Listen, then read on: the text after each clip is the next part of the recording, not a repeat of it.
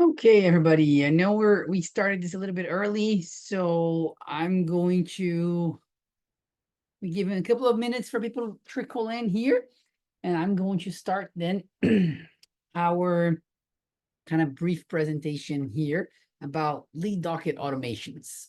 And I know, again, this is supposed to be a super interactive section, so you guys feel free to please chime in with questions. I see we have a few people here, so just chime in with questions as you have them. I'm happy to pivot and kind of talk about more concrete and practical problems anytime.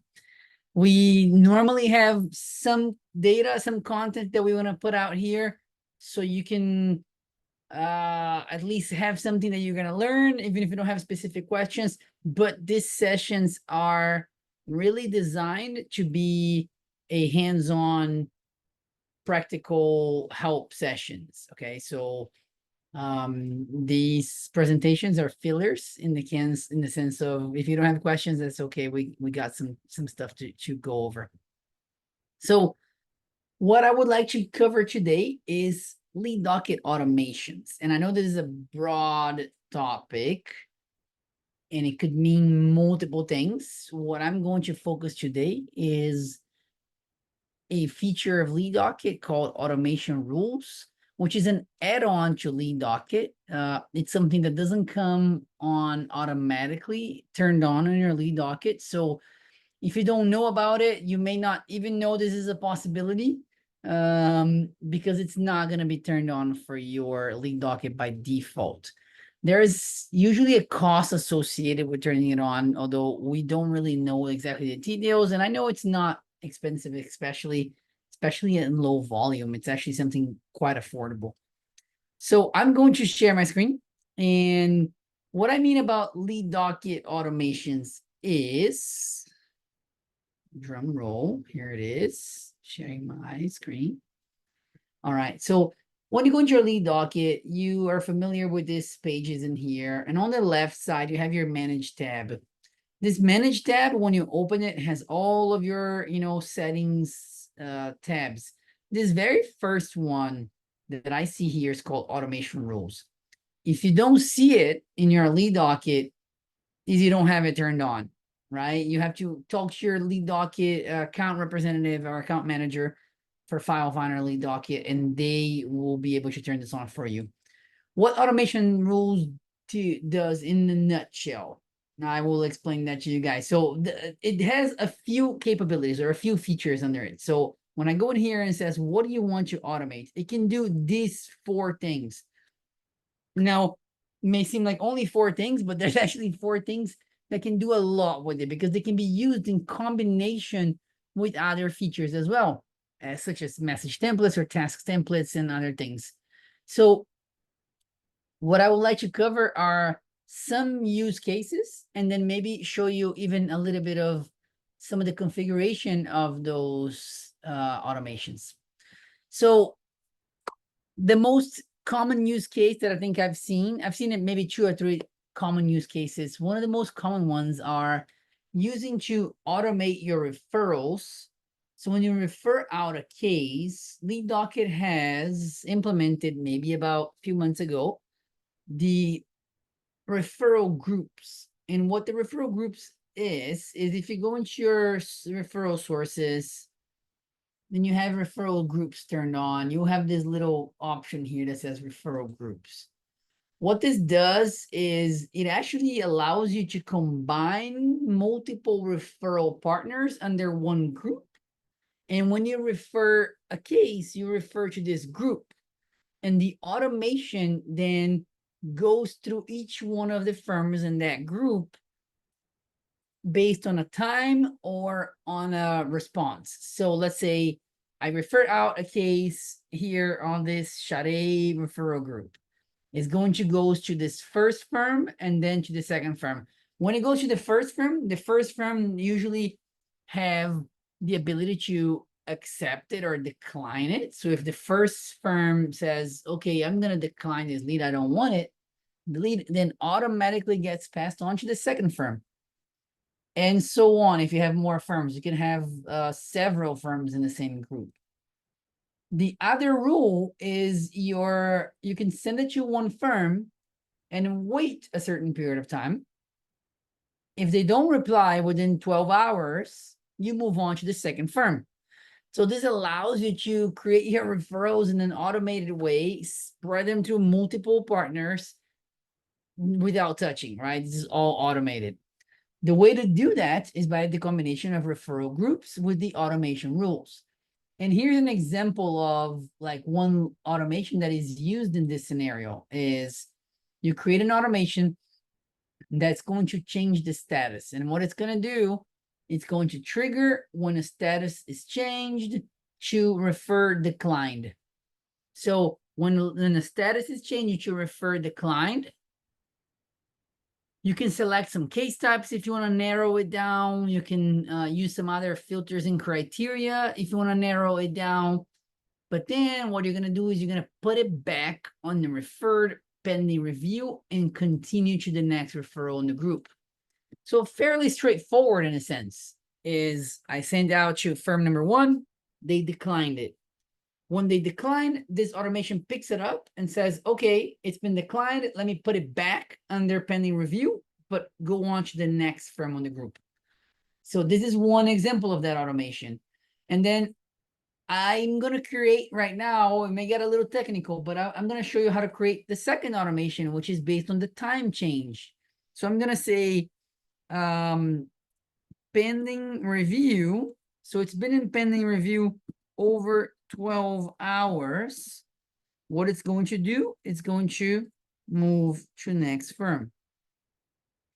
We like to use this kind of naming convention a little bit in the sense of, there's a trigger and a second action. So what am I going to do? I'm going to change the status. What is the trigger for this automation is going to be on time passed. So you see there's a few other triggers in here that are pretty cool as well, including one that sent you file vine, which is kind of neat. So, all right. So I'm going to use a sent you file vine, time pass in here. So what I'm going to say is I'm going to say every time a lead goes in their referred pending review, for all the reasons under pending review, when 12 business hours pass. You can do business hours, you can do business minutes, or business days from now, okay? So when 12 business hours pass, let's talk a little bit about this one. There's a couple of criteria here for running only during business hours. Deleting a message received. This is a kind of an interesting one because you may want to stop an automation in the future if the client writes something back, right? So the client wrote you something, so you don't want to automate that anymore. That's the reason for that. And it will delete on status change. So that means if the status change to something else, then that automation is not going to work anymore. It's not going to trigger it anymore.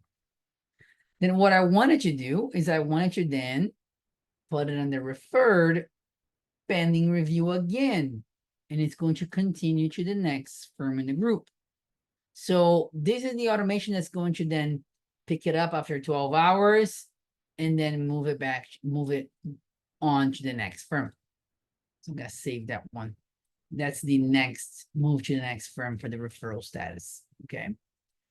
So this is an example of a very common scenario that is used in automations. You can see a couple of other interesting suggestions that we have here, even on our sandbox environment, right? So we have one that is really interesting as well, which is a send a document on a status. Think about all the use cases for this, but you can then, if I go into this automation and show you what this does, is it literally says, okay, let's send the VineSign template when the lead changes to pending contract. And you can select then which one is the template that you want to send. Here it is, right? There's one sign. You can select the template. You can select multiple templates, actually, if you want. It's going to send via email and SMS if it doesn't have an email, or SMS and, email if it doesn't have SMS. So there's a nice kind of two options there to send it. And If the status doesn't, or the status that will change after the Vine sign is sent, then you can go into pending sign up in this case, because you already sent the contract and it goes in your pending sign up. And if it fails, it goes into another status. So interesting idea for an automation here as well. Now I want to run you by a second common scenario that I've seen used, which is quite neat. It's also one of the reasons why Lead Docket developed this in the first place, is using automations and using your Vine sign templates in lead forms combined. You then can create a fully automated intake. So this is a pretty neat. And the way that I've seen this done most often is with more competitive case types, right? So higher value competitive case types. So I've set this one up recently, for example, for trucking accidents. So a lead goes into your website, they have a form to fill, and you usually have a question there, right? So tell us more about your case, or is this about a new case, or is it about an existing case?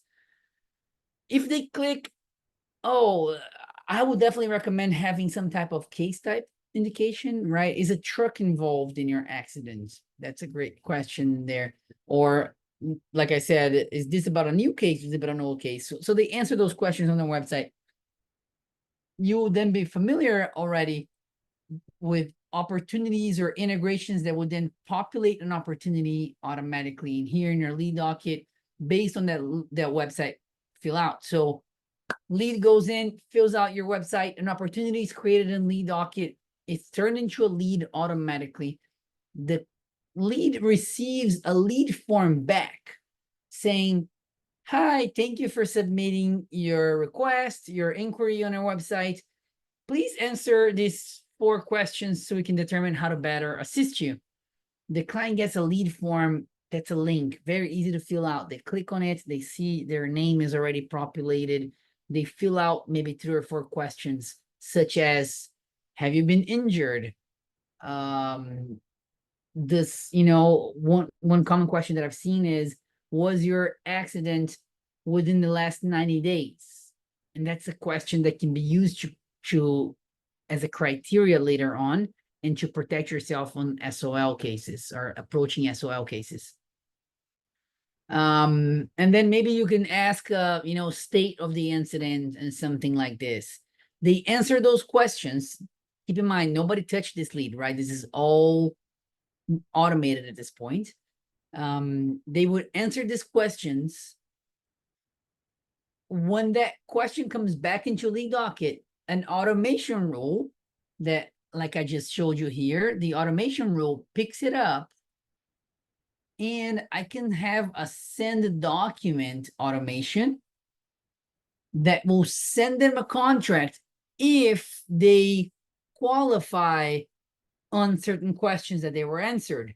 So if they answer, for example, were you injured? No, then that goes into a different route. They don't get a contract. They just get a text message saying, thank you, somebody's going to contact you shortly, or something like that. But if they did answer the qualifying questions, then they get an automated contract sent back to them. And keep in mind, this is 2 a.m., right?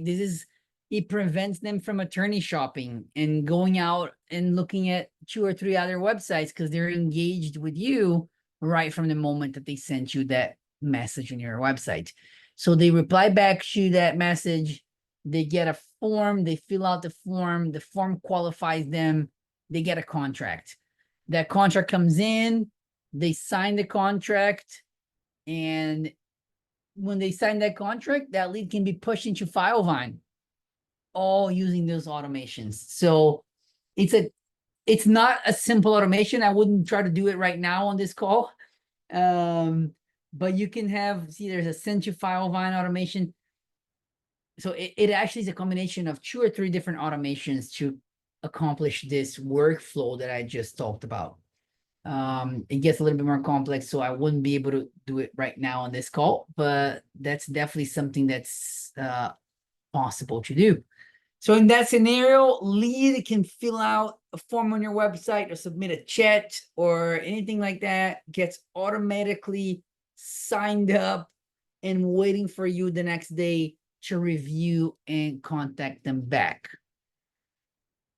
That is one of the most powerful uses of that automation, I think, that we've seen, especially in a competitive case type or competitive market, right? We all know that there can be a big difference between signing the case at 10 p.m. or calling them back next morning. So this is all under automation rules. Another interesting automation that we've seen done is for you to catch contracts received. This is especially useful for larger intake teams where there's a lot going on in your intake and you may miss the fact that somebody signed the contract. Maybe they signed it 2 days later or 3 days later. The intake person did get a message, but it's just the flow and the volume is so high. So you can create a automation that says, at any point, if a contract or if a lead signature, electronic signature document is signed, then move it to signed up something, to review or some other sub-statuses that you may have on your sign up. Obviously, you still want to review that. You're not going to push to file automatically, but it's a way for you to catch any leads that are out there in your system that possibly have a contract signed and were missed by, your intake person. These are the 3 top automations. I know today we're going to keep it a little bit shorter, so I wanted to cover those 3 scenarios. I hope this kind of sheds some light into the capabilities of that automation rule in Lead Docket. We are happy to cover more different uses. We've seen some very unique uses to this, but I think just the goal for today is just to show you a little bit of what it can do and bring awareness that this even exists, as some people may not even be aware of that. So this exists. It's something you can turn on in your Lead Docket, and the possibilities are endless there. I hope this helped. If there are any other questions, you guys are please always welcome to send over our way. We have our free help for Lead Docket that you can log in. You can always watch the past free help here. You can submit, requests on our website anytime. We're happy to kind of answer questions and support as much as we can. All right, thank you very much, and we'll see you guys next month with our next topic for Lead Docket help, free help. Thank you, everybody.